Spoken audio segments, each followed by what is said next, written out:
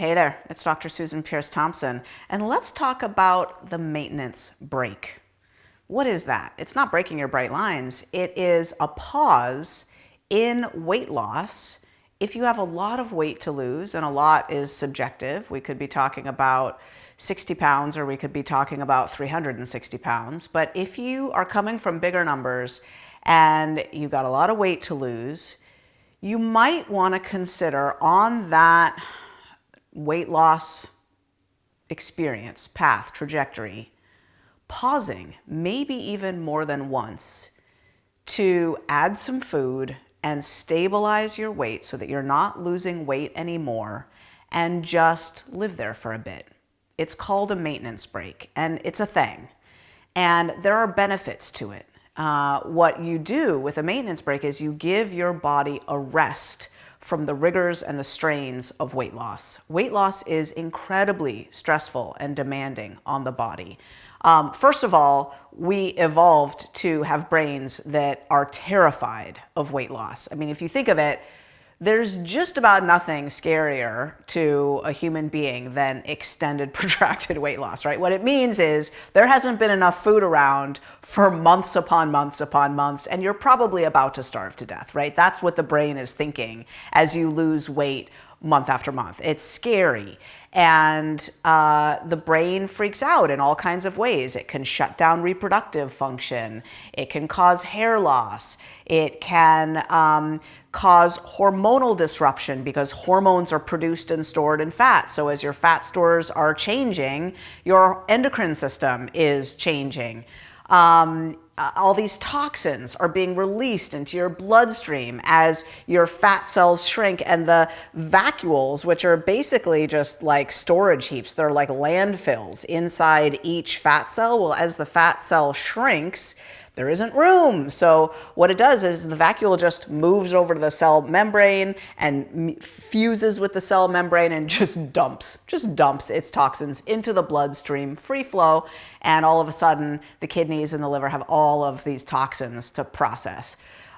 It's hard on the body to lose weight for an extended period of time. And the body can get fatigued, the brain can get scared, and the brain can toggle the dials meaning thyroid hormone can get decreased to decrease metabolism, and the sort of systems that govern how much fuel you burn at rest and how much fuel you burn when you're moving and how much you move at all those dials can get toggled so that even on your weight loss food plan, you're not losing weight anymore. Your weight loss can slow down or you can reach a plateau. These are all signs that you might need a maintenance break. If you're fatigued, if you start to get really, really hungry, if you start to, like, not your brain, but like you kind of psychologically start to get scared, right? Because it is confronting to consider living in the world in a small body when you've been living in a big body for a long, long time. There's a huge identity shift that's needed there. There's so many reasons why you might just want to take a maintenance break. I know people who've been very successful in bright line eating who, when losing, say, 145 pounds, have had 2 maintenance breaks in there, one for 6 months, one for a year. Literally, they did not do their weight loss all at once. They paused twice during the journey to stay at a consistent weight for a while. Now, how much food do you add to create a maintenance break? Well, it really depends. This is one of the downsides of a maintenance break is it takes some doing. There's no easy formula to it. In Bright Line Eating, you're going to want to be in Bright Lifers, which is our annual membership program, and you're going to want to look at the course called Maintenance 2, which is all about the nuts and bolts of adding food.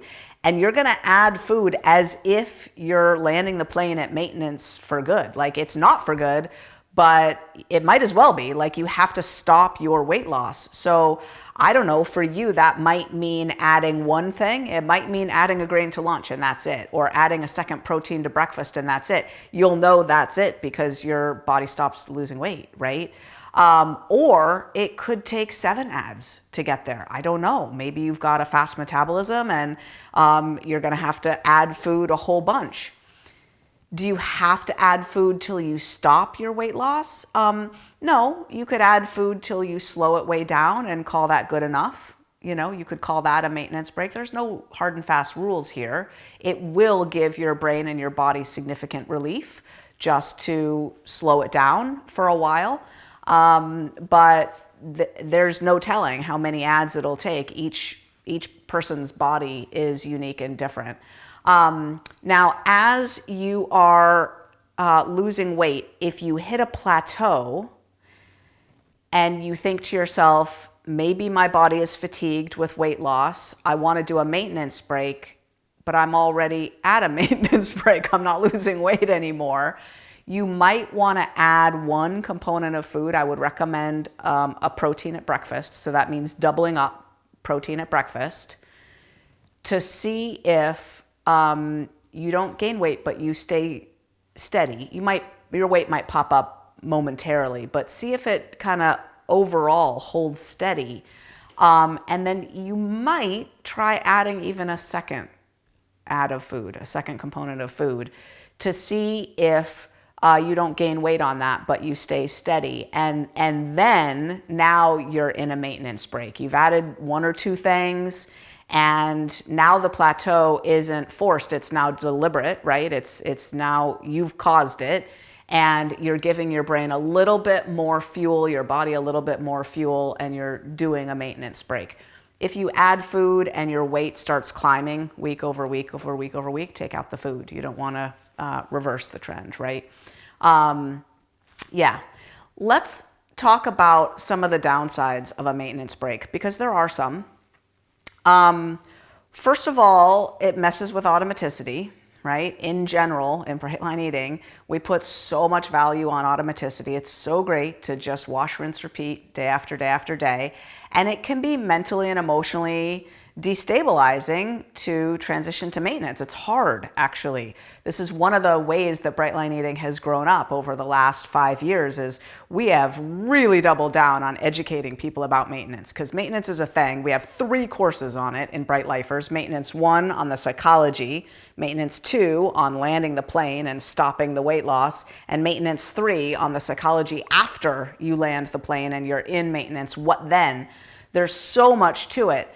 And tackling that in the interim is a lot to tackle, because maintenance is tough, right? And so disrupting a weight loss journey to interject a maintenance experience in the middle of it is not a trivial thing to do. So that's just one downside, is it sort of increases your workload for a bit as you consider, what am I doing? What does this mean? It's going to kick up some food chatter and some fear and insecurity as you're wondering, am I doing it right, etc.